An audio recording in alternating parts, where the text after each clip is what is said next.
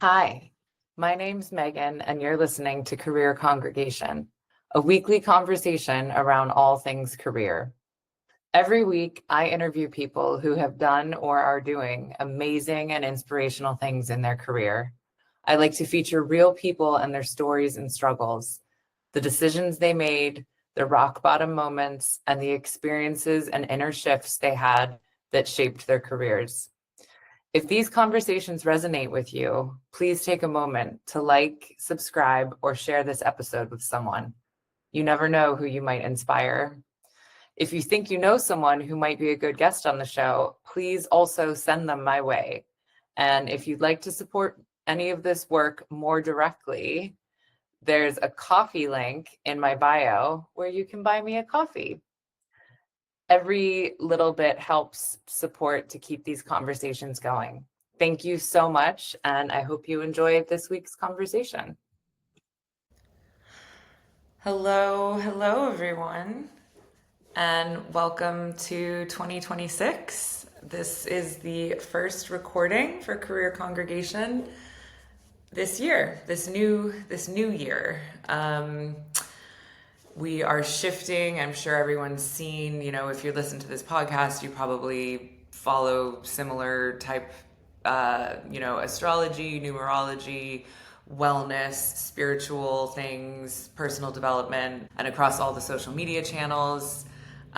Even quite mainstream now, I've heard a lot of people referencing that last year was the year of the snake, which was what do snakes do when they're done with there are certain stages as they grow, they shed their skin. So this thing that they've grown out of that no longer serves them, they shed it. And so a new skin can grow.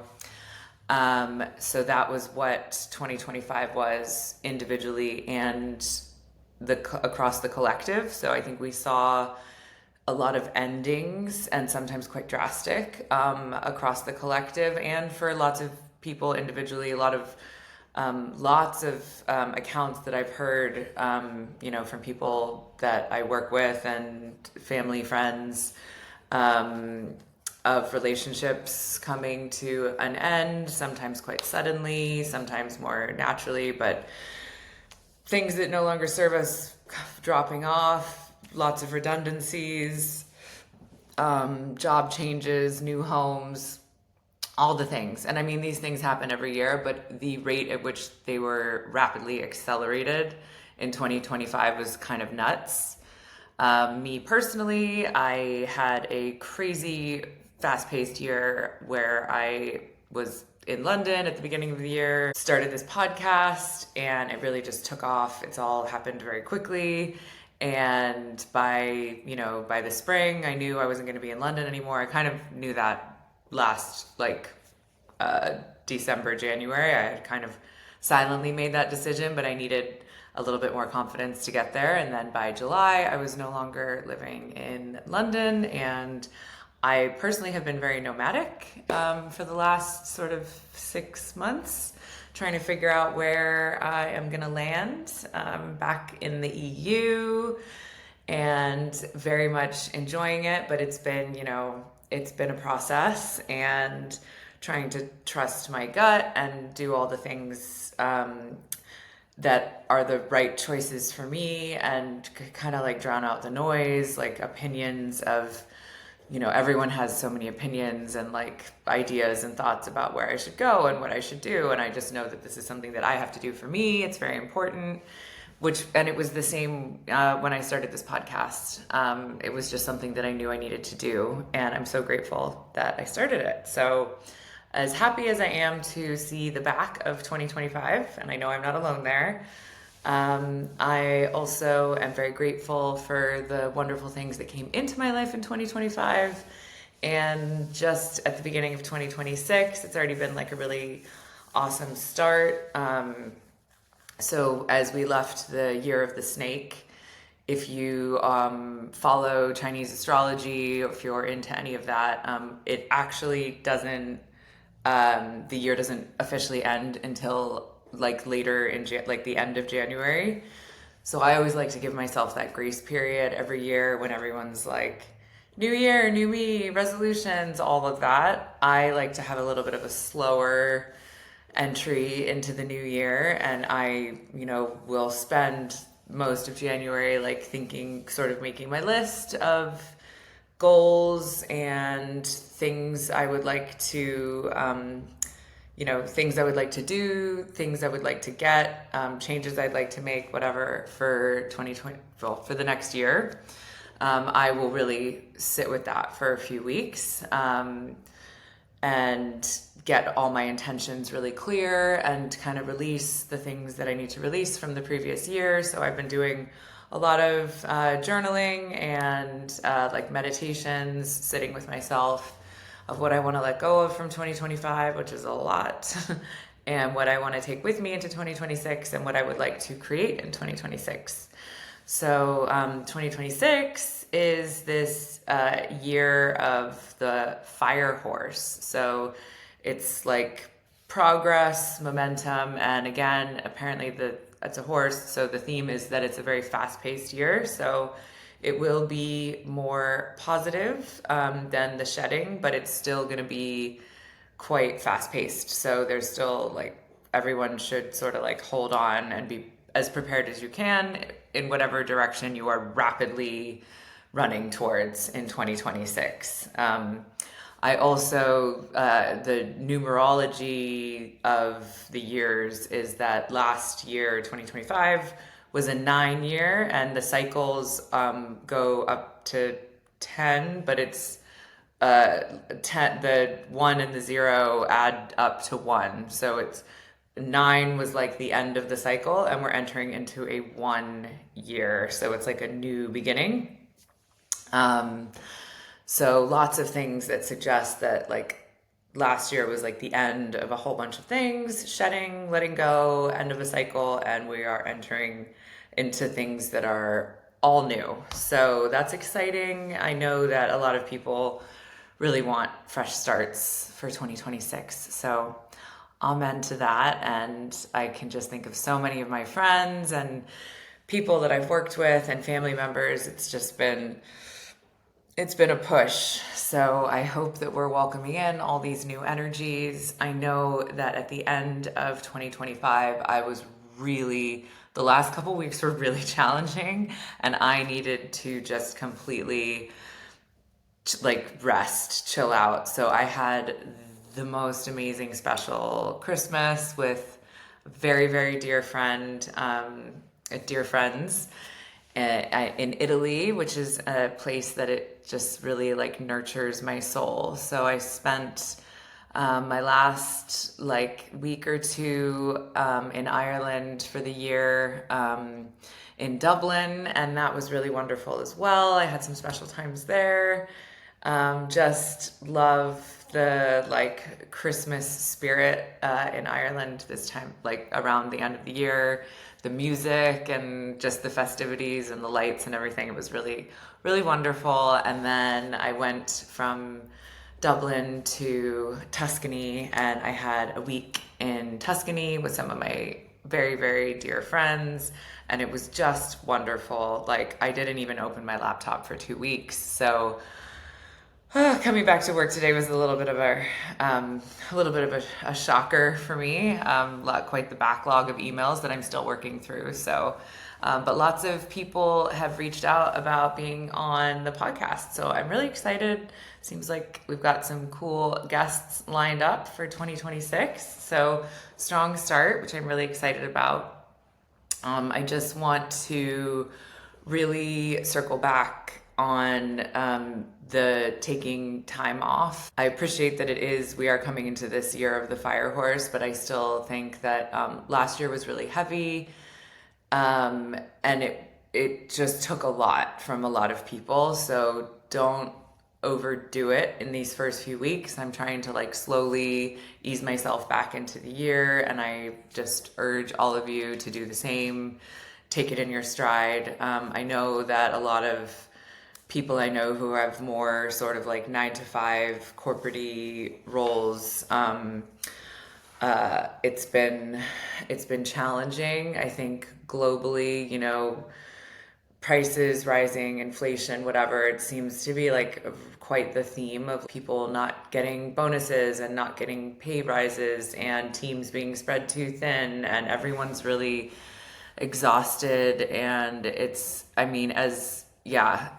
just, I work with a lot of people, so I'm seeing a lot of that and I'm seeing it like across the board. And yeah, so I just want everyone to take care of themselves as best as they can, try and get as much rest as possible, and exciting time to be listening to Career Congregation, because if any of you, and I know many of you are, considering changing your career, doing something that feels more aligned for you, something that really lights you up, something that, I always say, like, it's not really, it depends on what your definition of success is. But for me, from a work perspective, it feels like a success when work doesn't feel like work. And that was always a goal for me. And it was kind of when I realized that all the podcasts I was listening to and all the books I was reading and everything was personal development or like therapy related, that I realized, oh, I really want to be a therapist. And since I have thrown myself into that, it's my whole world and I love it. And I love helping people find that for themselves as well. And I just had so many awesome guests last year. Thank you all so much for coming on and sharing your stories about, some of you have always been doing work that feels like what your soul wants you to do. But a lot of people haven't, and for most people, it's a journey. So I just love helping people on that journey. That is my purpose, is to help people find theirs and push through. So I just hope to do so much more of that in 2026. And on the back of that, that is really where Career Congregation came from. If you're a new listener and you don't know the backstory, is that after having been a therapist for a while, I noted that this is like such a common pain point for so many, that people hate their jobs. Or they don't hate their job, but they're not doing exactly what they want to do, or they're curious about changing, but like, as they say, like a lot of people have like the golden handcuffs, like they're too scared to leave what they've been doing because they don't think that they're going to earn enough money, or they have a mortgage, or they have a family, or some people just have a total career shift. I'm in my early 40s and I have a lot of friends that have had kids, and they're now, kids are school age, and my friends are like ready to go back to work, and they're just a totally different version of themselves than they were before they had kids. So they're like, I don't want to do what I was doing before, or like, I can't do something that, is that demanding of me, because now my kids are my priority, not, my 9 to 5. So just doing, taking steps and some, baby steps, bit by bit by bit, to help people wherever they are on their journey, whether it's, you're a new parent, whether you've been a parent for a while, whether you're just in a career that doesn't feel right for you, whether you want to just start a little side hustle and like see how it goes, whatever it looks like for you. That was kind of where Career Congregation came from, because I started doing that with a lot of people, like clients that I was working with, and I really enjoyed it. So then I started doing it with friends and started doing it as a career coach. And now I've helped lots of people start to make shifts. So some people, it's just like finding the courage to even admit, like, hey, this is not right for me anymore, and so that's, from a therapy perspective, just the awareness of that and being able to voice it, because a lot of people have been in the career that they've been in for a while, and it's like they don't want to admit out loud that it's not the career that they want to do anymore. So I see a lot of that too. But anyways, that's where Career Congregation came from. So I started doing it with some friends, and then I was like, oh, this is what the podcast should be. And so now that's what the podcast is about. But on the back of that, I still have friends and people, that want to work with me, that are like, what are the steps? How do you do this? You talk about it on the podcast. Like, what does it look like in reality? If I was going to work with you, like, how would I do that? So I do have a course. I've taken it through with a number of people as friends and quite a few clients. And so the course is going to be a self-paced course. I'm still trying to decide officially the length, but it's going to be somewhere between 6 and 9 weeks. And it's self-paced, so you can buy the course and take yourself through it. And by the end of the month, I will be offering office hours. So there will be times where you can log on and I'll be there, and there can be, people who've done the course or who are doing the course, and it can be kind of like a bit of a networking thing. So I'm really looking forward to that and seeing how that develops. And yeah, I hope like just to build this network of people that just, your work takes up the majority of your waking hours.